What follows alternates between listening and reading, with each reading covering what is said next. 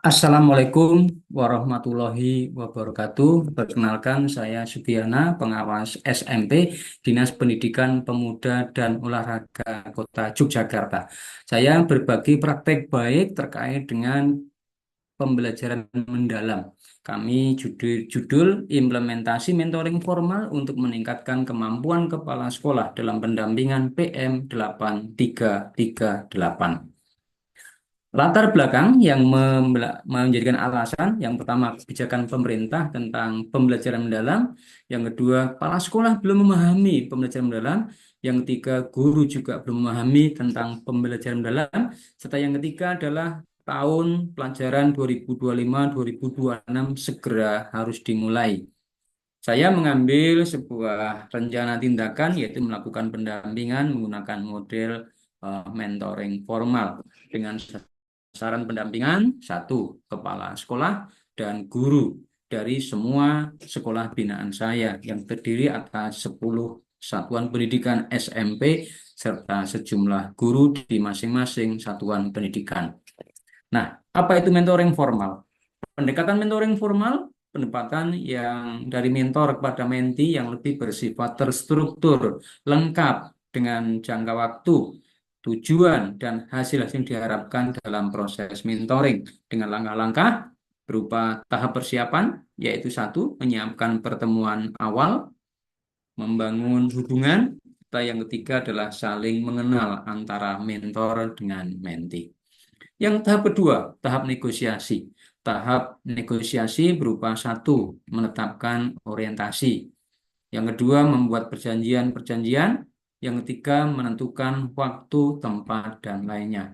Sedangkan tahap membangun kemampuan terdiri atas satu, merealisasikan rencana, mentransfer pengetahuan dan pengalaman, serta memberi dukungan dan motivasi. Sedangkan pada tahap yang terakhir, tahap penutup adalah mereview dan merefleksi, mengevaluasi, dan salam akhir.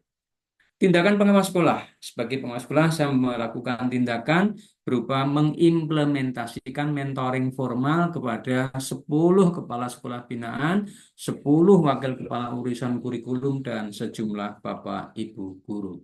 Nah, pada kegiatan pendampingan kelompok kepala sekolah binaan, saya memaparkan dalam sebuah rapat koordinasi tentang materi konsep pembelajaran mendalam yang terdiri atas satu, 8 dimensi profil lulusan, tiga prinsip pembelajaran mendalam, tiga pengalaman belajar, dan empat kerangka pembelajaran. Inilah yang saya sebut di depan dengan PM 8334. Kemudian pada pendampingan kelompok wakil kepala sekolah urusan kurikulum dengan materi yang sama, yaitu 8 dimensi profil lulusan, tiga prinsip pembelajaran mendalam, tiga pengalaman belajar, dan empat kerangka pembelajaran. Juga saya tambahkan dengan materi kurikulum satuan pendidikan, di mana wakil kepala urusan kurikulum merupakan pihak yang paling bertanggung jawab dalam penyusunan dokumen satu kurikulum satuan pendidikan. Nah, pembelajaran mendalam terdiri atas 8 dimensi profil lulusan, prinsip pembelajaran, pengalaman belajar, dan kerangka pembelajaran. Di mana 8 dimensi profil lulusan itu terdiri atas dimensi keimanan dan ketakwaan terhadap Tuhan Yang Maha Esa, kewargaan, kreativitas, penalaran kritis, kolaborasi, kemandirian, kesehatan, serta komunikasi. Sedangkan prinsip lebih kita kenal dengan BBM, yaitu berkesadaran, bermakna, dan menggembirakan. Sedangkan pada pengalaman belajar ada tiga kemampuan yang diharapkan, yaitu satu, mampu memahami, mampu mengaplikasi, dan mampu merefleksi. Sedangkan pada kerangka pembelajar ada 4 bagian pokok, yaitu ada praktek pedagogis, kemitraan pembelajaran, lingkungan pembelajaran, dan pemanfaatan digital.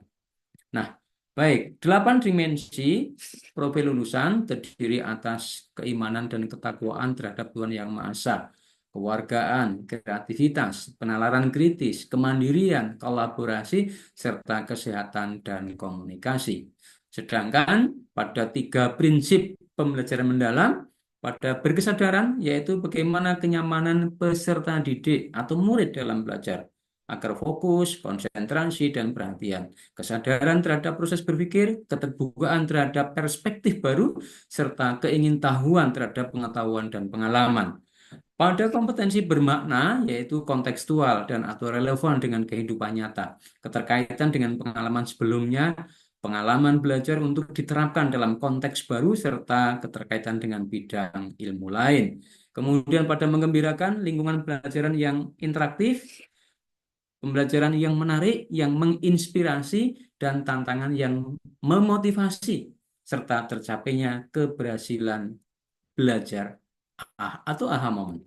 Baik, sedangkan tiga pengalaman belajar yaitu memahami, mengaplikasi, dan merefleksi.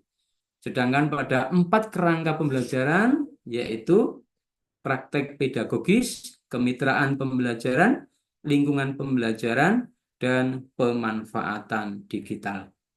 Sedangkan tindak lanjut untuk kegiatan pendampingan ini adalah semua kepala sekolah sudah melakukan ini host training, baik itu sendiri tiap satuan pendidikan atau ada beberapa yang bergabung karena sekolah-sekolah kecil menyelenggarakan IHT tentang kurikulum satuan pendidikan. Di antaranya adalah kepala SMP Pembangunan Ma'arif dan kepala SMP Taman Dewasa Kumendaman itu melakukan kegiatan secara bersama. Kemudian kepala sekolah mendampingi secara intensif wakil kurikulum dalam penyusunan KSP. Kemudian ya, hasilnya Bapak Ibu, 10 sekolah telah menyusun kurikulum. Kemudian guru juga aktif untuk mengikuti pengembangan diri berupa MGMP sekolah, MGMP kota, serta aktif webinar dan berbagi praktek baik. Terima kasih, sekian. Assalamualaikum warahmatullahi wabarakatuh.